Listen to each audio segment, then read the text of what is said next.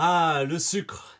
Élément indispensable pour le pâtissier. Et pourtant, beaucoup de personnes ne savent pas ce que c'est, d'où il vient exactement et grâce à qui. Cela reste un thème de base auquel je suis vraiment obligé d'y passer, et vous comprendrez pourquoi. Aujourd'hui, je vais vous raconter l'histoire et la découverte du sucre, qu'est-ce que le sucre d'un point de vue scientifique, comment on le cultive, je vous présenterai différents types de sucre et leur rôle.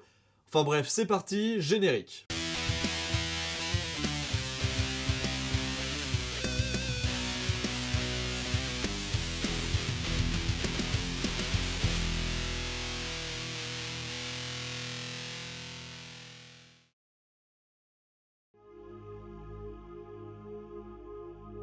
L'histoire du sucre remonte à bien des années. La découverte du goût sucré, obtenue par autre chose que les fruits, remonte à moins 7000 avant Jésus-Christ au néolithique par la découverte du miel, par une jeune fillette qui, d'après cette gravure de la Cueva de la Araña, littéralement dit la grotte de l'araignée, aurait désespérément cherché des baies, mais qui découvrit un ours manger de ce visqueux liquide jaunâtre. Elle recueillit de ce miel pour pouvoir donner plus de goût au pain fade que préparait sa mère. C'est en moins 1000 avant Jésus-Christ que sera cultivée une grande herbe tropicale de 5 mètres de hauteur, découverte sur l'île de la Nouvelle-Guinée et sur les îles voisines, la canne à sucre. La culture du roseau donnant du miel arriva jusqu'en Chine en passant par l'Inde où ces derniers arriva à trouver un moyen d'extraire cette nouvelle substance, liquide et sucrée qu'ils vont nommer sakkara. C'est dans les années moins 325 avant Jésus-Christ, dans le monde perse, que Néarque, proche compagnon de Alexandre le Grand, alors chargé de découvrir une nouvelle route maritime pour faciliter le commerce avec l'Inde, découvrit à son tour le roseau donnant du miel. C'est entre 40 et 90 après Jésus-Christ que Dioscoride, médecin et botaniste grec, indique qu'il existe une espèce de miel concret appelé sucre. Il ressemble au sel par sa consistance et craque sous la dent. Avons-nous là la première forme de sucre blanc? Il faudra attendre le 8e siècle pour que la canne à sucre franchisse l'Inde pour venir s'installer en Iran.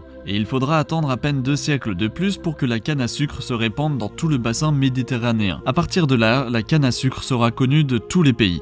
Palestine, Égypte, Syrie, Chypre, Espagne et j'en passe. Faisons un bond dans le temps pour aller jusqu'au 16e siècle. À ce moment-là, les Portugais sont les premiers à profiter pleinement de la richesse du sucre et installent des plantations et des raffineries à Madère, un archipel situé dans l'océan Atlantique au large du Maroc, d'où sera exporté cet or brun à Rochelle, Rouen, Gênes, Venise, Bruges, l'Angleterre. C'est en 1555 que le fameux prophète Nostradamus, bien connu pour ses prédictions sur l'avenir du monde, écrit l'ouvrage sur les confitures, précisant comment utiliser le sucre et le miel. Ouais, ça c'est sûr, c'est pas Gérard Depardieu qui aurait fait ça. Mais c'est pas un prophète Gérard Depardieu. Puis ça a aucun rapport. Intéressons-nous maintenant à Olivier de Serres, qui fut un grand homme dans les années 1600. C'est grâce à lui que la production de soie, de maïs et de houblon à grande échelle a pu se développer. Mais c'est surtout lui qui fut le premier à travailler l'extraction du sucre de la betterave sucrière. Et malgré cela, ce n'est qu'en 1747 qu'une certaine personne dont je ne prononcerai pas le nom, chimiste berlinois, prouve que le sucre de betterave et le sucre de canne sont parfaitement identiques. Il va donc encourager ses compatriotes à produire de la betterave sucrière pour la fabrication du sucre. Cette production sera d'une grande utilité puisque en 1806, durant l'Empire napoléonien, un blocus sera érigé entre la France et l'Angleterre pour limiter les échanges entre les deux pays. De par le manque important de sucre, Napoléon, convaincu par la betterave sucrière, incite les producteurs et les industriels à produire en masse cette ressource pour venir aux besoins du pays. Ce sera Benjamin Delessert qui sera le premier à offrir à Napoléon un vrai pain de sucre parfaitement bien raffiné. Il est le premier à réussir l'extraction en grande quantité. Benjamin Delessert sera même décoré par Napoléon de la Légion d'honneur pour son travail. Comme nous avons pu le découvrir, la canne à sucre est cultivée plutôt dans les zones chaudes et humides, principalement dans les régions à climat tropical comme l'Indonésie, les Antilles, l'Amérique du Sud,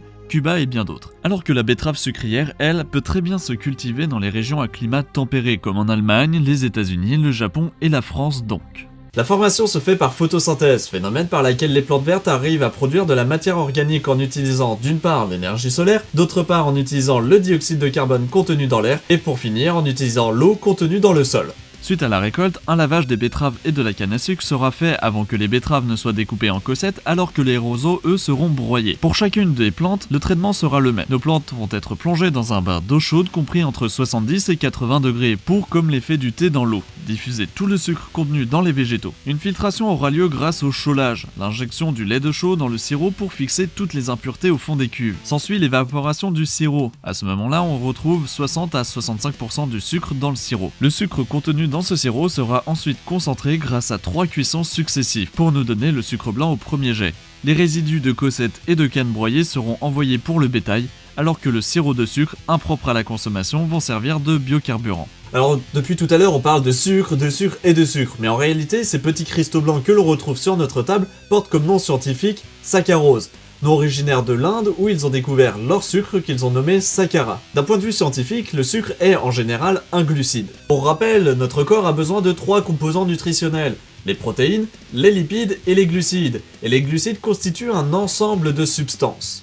On peut classer ces substances en 3 classes: les sucres simples, les oses ou monosaccharides, les sucres doubles, les dioses ou les disaccharides, et les sucres complexes, les polyoses ou les polysaccharides. Dans la classe des sucres simples, nous pouvons retrouver le glucose, le fructose, le galactose et bien d'autres. Dans la classe des sucres doubles, nous pouvons retrouver le lactose, qui est un mélange de glucose et de galactose, le saccharose, qui est un mélange de glucose et de fructose, c'est notre fameux sucre blanc, et le maltose, qui est un mélange de glucose et de glucose. Et dans la troisième classe, nous pouvons retrouver l'amidon, que nous pouvons retrouver dans le blé par exemple, le glycogène, qui est une réserve de glucides située dans les muscles et autour du foie, et la cellulose.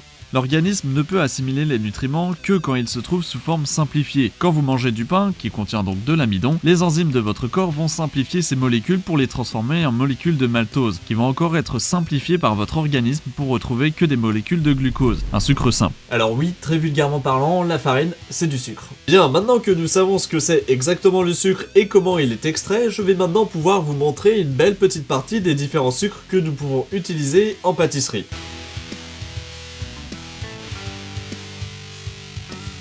Ce sont les formes les plus connues et bien évidemment les plus redoutées par la population. Le sucre blanc peut provenir de la canne à sucre, mais principalement en France de la betterave sucrière. Il sera rehumidifié et aggloméré en petits moules pour donner ces pierres de sucre qui vont pouvoir être concassées et tamisées selon la granulométrie désirée pour obtenir ces grains de sucre que nous retrouverons sur les chouquettes. Le sucre sinon sera tout simplement mixé pour donner cette fabuleuse poudre blanche.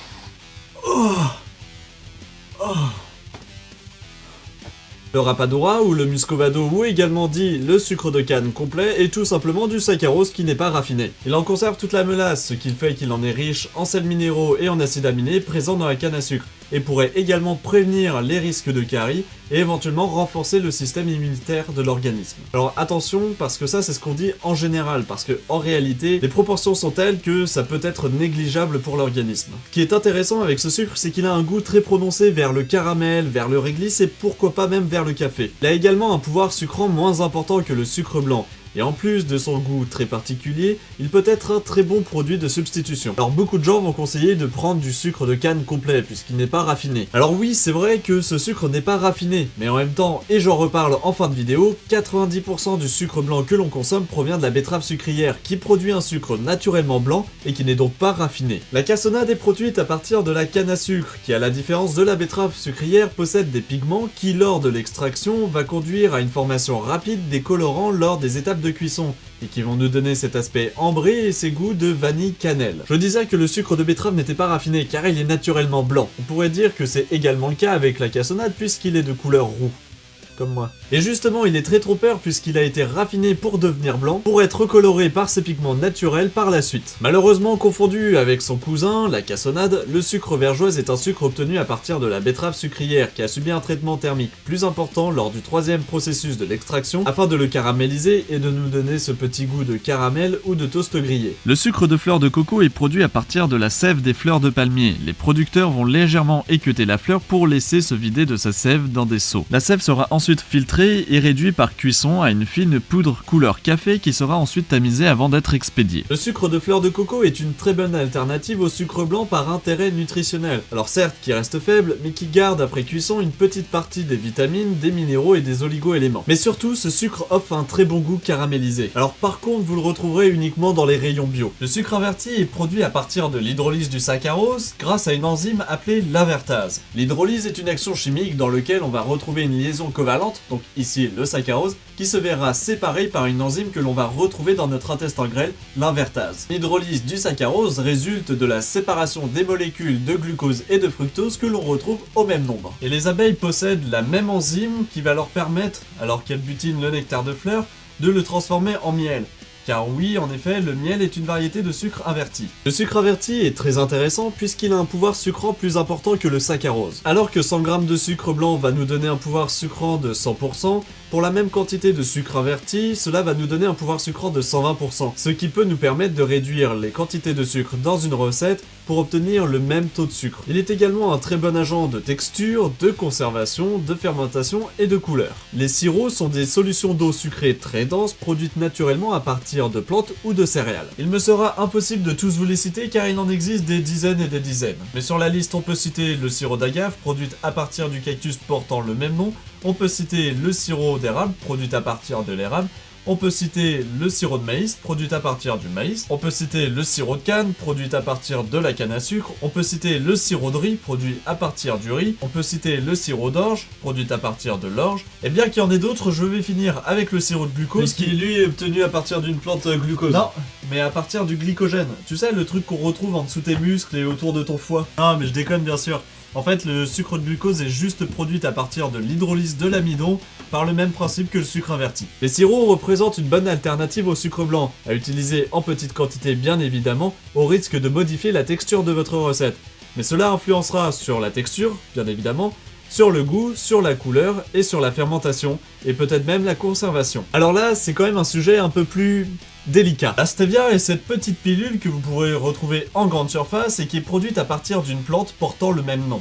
Elle peut être très bénéfique pour les personnes diabétiques puisqu'ils peuvent à présent manger quelque chose à une saveur assez sucrée sans pour autant augmenter l'indice glycémique. Elle est également très prisée par les industriels qui peuvent maintenant ajouter sur leur packaging sans sucre ajouté. Car oui, la stevia n'est pas du saccharose et pourtant elle a un goût sucré jusqu'à 300 fois plus important que le sucre blanc. Seulement, beaucoup doutent encore sur l'utilisation de la stevia à cause des procédés chimiques très importants pour l'obtention de ce résultat. D'autant plus que certaines personnes ressentiraient un goût de réglisse trop important, ce qui obligerait aux industriels de rajouter du sucre pour masquer le goût. Alors des sucres, il y en a encore et plein d'autres, mais ce sont notamment les industriels qui les exploitent le plus. Verrons donc cela dans une deuxième thématique sur le sucre un peu plus tard dans l'année. Quels sont ces fameux sucres et pourquoi ils sont tant utilisés? Ok, le sucre c'est génial, ça permet de faire plein de choses. Mais l'autre jour j'ai vu à la télé et sur le net que le sucre pouvait aussi provoquer le cancer. Et qu'il fallait arrêter la consommation tout de suite. Oui mais non. Ah, mais c'est pas comme ça que ça marche. Vous savez quoi? On va peut-être en parler dans un autre format de vidéo, genre de type documentaire. Cela, il y a carrément moyen à démonter énormément de fake news. Si cette vidéo vous a plu, n'hésitez pas à me le faire savoir dans les commentaires, en pouce bleu ou en pouce rouge. Si vous avez des questions, des conseils ou des astuces, n'hésitez pas dans l'espace commentaire, j'en tiendrai compte pour les prochaines vidéos. Si vous connaissez quelqu'un qui fait beaucoup de pâtisserie et notamment avec du sucre, partagez-lui donc cette vidéo, il reverra ses recettes autrement et il en sera, j'en suis sûr, fort content. Sur ce, on se dit à la prochaine sur une autre vidéo, tchuss!